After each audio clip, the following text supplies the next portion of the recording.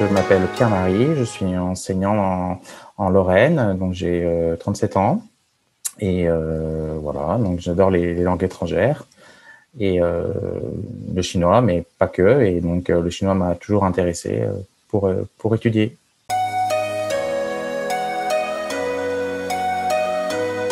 Je me suis toujours intéressé au chinois, j'avais un petit peu bouquiné des éléments, je voyais un petit peu comment la langue fonctionnait, mais j'avais en fait peur de faire le premier pas au niveau de l'apprentissage. Je me faisais un petit peu des montagnes en quelque sorte de cette langue, notamment vis-à-vis des tons, pas tellement vis-à-vis des hanzi, des caractères, mais surtout vis-à-vis des tons. C'est vrai que c'est un point difficile, mais en fait, avec de la pratique, un peu de suivi, de la régularité, ça se combine bien en fait.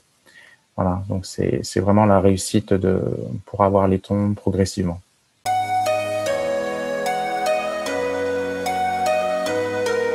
Ben, j'imaginais pas déjà que c'était possible d'apprendre le chinois en semi-autodidacte, tout en étant suivi à un côté, mais c'est vrai qu'il y a une part de ça. En même temps, je ne me voyais pas aller à l'Institut Confucius, etc. Donc, je me disais, ben, ça va être compliqué d'apprendre le chinois. Et voilà, au niveau aussi de se mémoriser les tons, je pensais que c'était pas possible. Bien sûr que ça me demande du temps, mais je veux dire, je pensais que ça mettait des années, alors qu'en fait, au bout de quelques mois, déjà, on commence un petit peu à avoir des automatismes, tout simplement parce qu'en fait, il y a des mots énormément qui reviennent, simples. Après, c'est sûr le niveau de conversation qu'on a, mais sur des mots simples, on va les repérer, presque même sans savoir le ton, mais on l'a tellement écouté, étudié que ça va revenir et on va dire tiens, en fait, il a dit plus ou moins ça. Et là, on est étonné parce qu'en fait, on se dit le ton, bien sûr, est obligatoire pour parler, mais dans l'écoute, il faut le repérer, mais c'est pas comme on recherche la note de musique. Ah, c'est quel ton? Non, en fait, ça se fait plus dans le contexte. C'est lié et mêlé, donc ça, c'est assez étonnant. En fait, c'est ce qui permet si on a la régularité, de progresser assez vite en chinois oral. Voilà.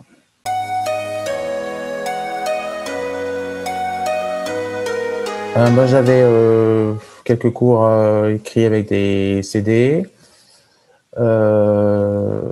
Voilà, mais c'était difficile parce que j'avais pas de retour de background minimal, ni de retour de personnes qui me disent bah non, là, tonton, c'est comme si, etc., etc. Et je me disais que presque l'immersion, bien sûr, avec du travail, mais je ne pouvais l'avoir vraiment que en Chine ou à Taïwan. Et alors qu'en fait, alors évidemment après à haut niveau sûrement, mais à niveau de base en fait non. En niveau de base ou intermédiaire, c'est pas une obligation d'aller à Taïwan ou en Chine ou à Singapour pour assimiler une partie du chinois.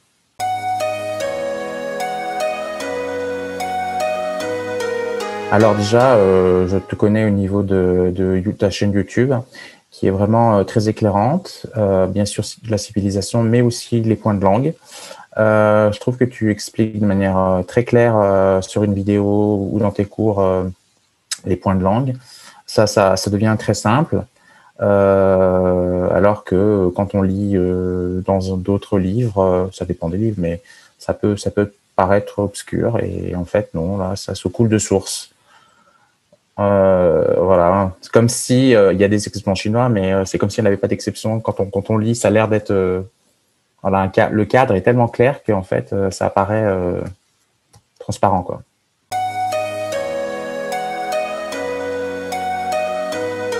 Là, j'aurais pas du tout commencé à faire du chinois de manière intensive et régulière. J'aurais pas pu aborder ça. J'aurais été obligé. Je me serais mis sur une autre langue asiatique un peu plus simple, entre guillemets, mais s'il n'y a aucune langue simple, type indonésien. Et j'aurais toujours eu des remords d'avoir jamais fait du chinois. Alors que là, même si je parlerai jamais ou peut-être comme quelqu'un qui connaît le chinois ancien, je sais que en travaillant, je peux avoir les bases et apprendre à me débrouiller en chinois et arriver à utiliser cette langue alors que avant je l'imaginais pas.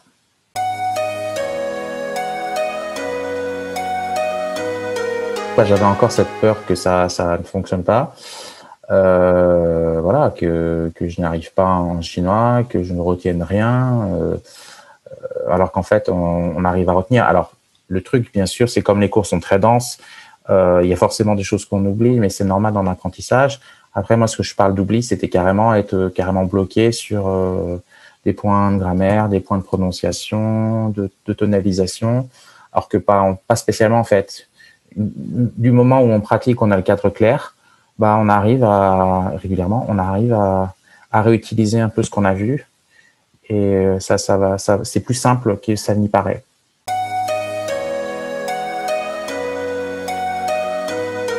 Eh ben, je me suis rendu compte justement que ça commençait à venir beaucoup plus simplement.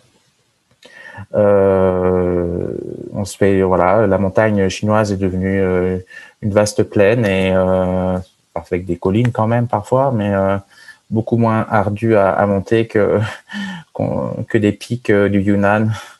Donc voilà, en fait, non, c'est beaucoup plus facile qu'on imagine, du travail en regardant les choses. Hein.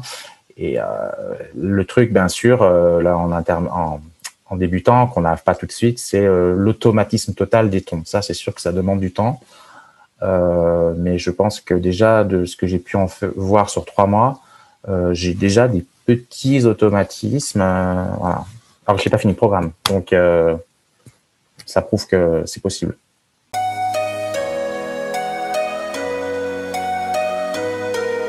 Bah déjà, pour la reproduction des tons, même si j'avais la gamme, c'est-à-dire les tons séparés quand on les apprend, tu sais, avec les 4 mains, là, par exemple, j'arrivais à me dire, bon, ces tons-là, non, c'est plutôt ça.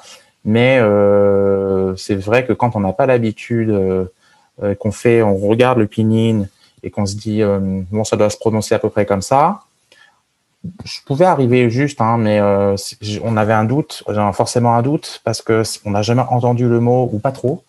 Et donc, forcément, on se dit, est-ce que je me suis pas un peu planté ou bon, par exemple, si j'avais toujours alors je me rappelle plus le numéro, mais parce que moi, je prends toujours plutôt la caractéristique. Je confondais un peu ça m'arrive encore de confondre des fois quand je veux reproduire le ton montant et le ton haut. Qui se ressemblent pas spécialement, mais tu as tendance à vouloir faire un ton haut quand tu veux faire un ton montant. Enfin, en tout cas, mon cas, des fois, c'est un problème que j'avais. Et bon, le ton, comment dire, en vague là, allongé ou le ton bas, c'est facile. Ça, c'est le plus, ça se tient. Mais c'est vrai que le ton haut et le ton montant, je sais pas pourquoi, des fois, quand je lis, je dis ah non, en fait, j'ai dû prononcer l'un pour l'autre, quoi. Bon, après, ça se travaille, hein, ça, c'est pas. Même si, en fait, même moi, si j'arrive à avoir l'erreur et que j'arrive à le ressentir à la seconde près, non pas que je connais ce mot, mais en regardant, je me dis, mais non, en fait, j'ai fait le ton inverse. Je pense qu'avec du travail, il n'y a pas de problème que ça se corrige, quoi.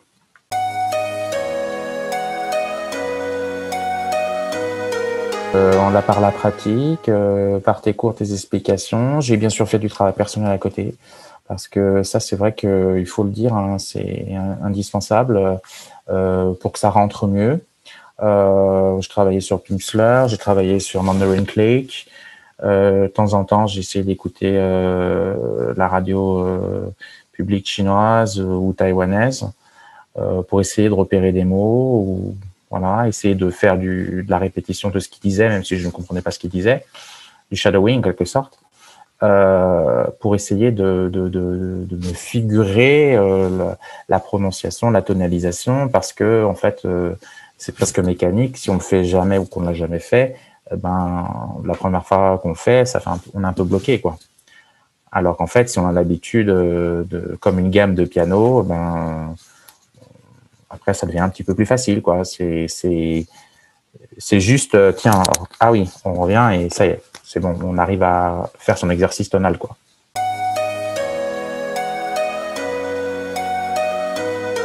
Quand même fier de moi. Alors, c'est sûr que j'aurais pu faire un peu plus, mais j'avais pas trop l'occasion au niveau de mon rythme travail et familial à côté. Mais je suis quand même content de me dire que j'ai pu avancer sur 3 mois en chinois, plus 3 mois que j'avais fait avant aussi. Donc, j'ai fait 6 mois de chinois là cette année, de A à Z, sans m'arrêter, sans peut-être le rythme hyper journalier comme j'aurais voulu, mais je me suis jamais arrêté. Et donc, j'ai pu tenir en passant de la découverte quasiment des mots simples, à essayer de les prononcer, des mots de base, merci, etc., à commencer à écrire régulièrement en français, en caractère, à essayer de tonaliser régulièrement. Et voilà. Et donc aujourd'hui, je m'étonne à regarder, tiens, ce mot-là, ça veut dire bienvenue, par exemple, Juan. Bon, là, je le prononce pas bien, mais j'arrive des fois à figurer en voyant le pinyin, tiens, ça se prononce comme ça, etc. J'ai des automatismes que je n'avais pas. Bon, maintenant, quand on en fait, c'est normal. Mais ce que je veux dire, c'est que on s'imaginait pas que le chinois pouvait s'ouvrir une fois qu'on en fait. C'est de la palissade de le dire comme ça. C'est pour n'importe quelle langue. Mais comme on se fait une montagne sur le chinois, eh ben, on se ferme la porte à la base, mentalement. Et il suffit juste de l'ouvrir pour que les choses arrivent progressivement dans la langue chinoise. Et ça, c'est super. C'est un changement d'attitude face à une difficulté. Je pense que c'est intéressant. On peut le prendre comme une expérience de quand on est face à une difficulté, d'arriver à la surmonter, de trouver des moyens pour et de voir le résultat qu'on a. Mais finalement, un peu toujours mieux que si on n'avait pas fait, quoi.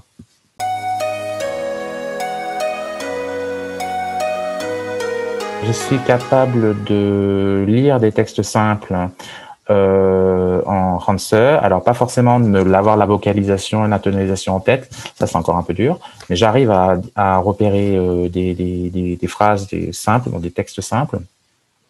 J'arrive maintenant à tonaliser avec le pinyin à peu près sans faire trop de fautes. Bien sûr, il faut que j'ai encore le pinyin devant moi. J'arrive à repérer les radicaux des Ransud. Donc là, ce qui fait que quand je ne connais pas un Ransud, je commence à me poser des questions. Tiens, ça doit parler de ça. J'arrive à repérer des mots. En fait, j'ai un vocabulaire passif, c'est-à-dire que je ne devrais pas trop utiliser à faire des phrases encore, malheureusement, parce que je ne suis pas allé jusqu'au bout. Mais par contre, quand j'écoute des phrases simples, un dialogue simple. Tiens, il s'est présenté, il a dit ça, il a dit quel travail il fait, etc., etc. Donc, en fait, j'ai accumulé quand même un peu de vocabulaire de facto, même si j'arrive pas encore à l'utiliser moi-même, à me faire mes dialogues et me dire, tiens, si je parle à quelqu'un, comment ça serait? Je suis pas encore là. Mais j'arrive déjà à avoir un vocabulaire passif.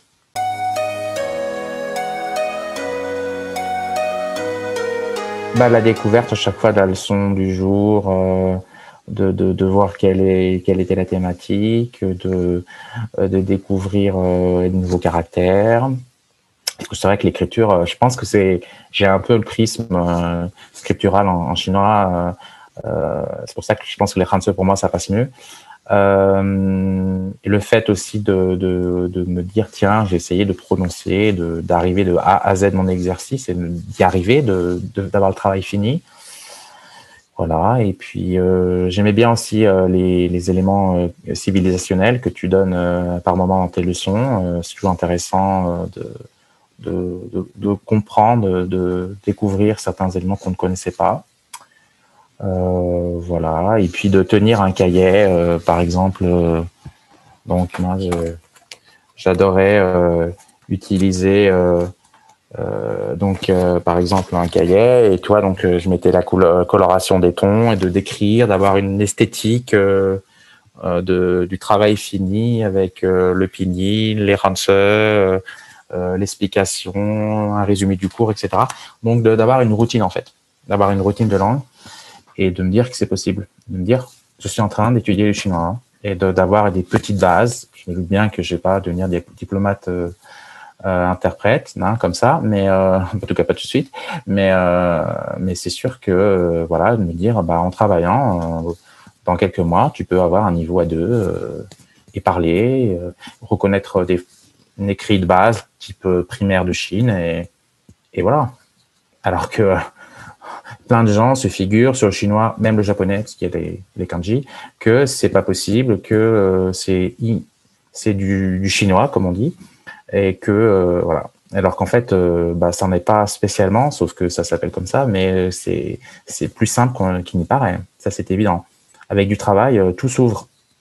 Et puis voilà, c'est ça, c'est la muraille de Chine qui s'effondre, qui laisse passer le jour, voilà, pour prendre une image un peu liée à la langue et à la culture chinoise.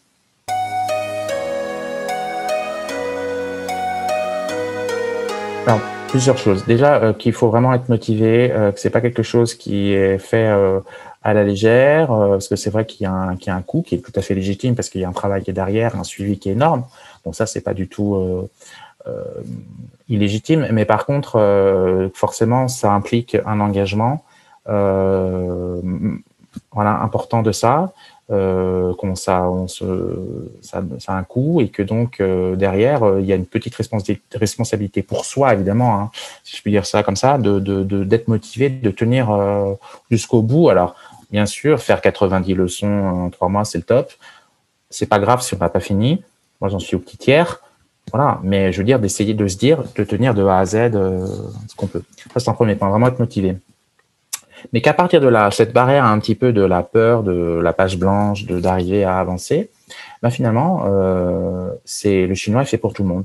C'est-à-dire que c'est pas du tout une langue réservée à certains forts en langue asiatique ou je ne sais quoi. C'est fait pour tout le monde, le chinois. Donc il faut vraiment pas avoir de doute sur le fait de t'engager avec toi au niveau de l'apprentissage, parce que non seulement tu es une excellente professeur, tu expliques vraiment bien, et ta manière d'expliquer, que ce soit en conférence ou à l'écrit, ben ça dédramatise finalement l'apprentissage de la langue chinoise, quoi. Ça apparaît aussi simple voilà, que d'autres langues, alors que c'est vrai que on a l'image que c'est la langue la plus dure du monde et que il faut être né presque dedans pour pouvoir la parler. Je crois pas que tu aies des ascendances chinoises marquées, donc avec du travail, en plusieurs années, tu as réussi à avoir un niveau comme tu parles français. Donc ça veut dire qu'en quelques mois, on peut avoir un niveau de voyage aisé, facile. Il n'y a pas de problème.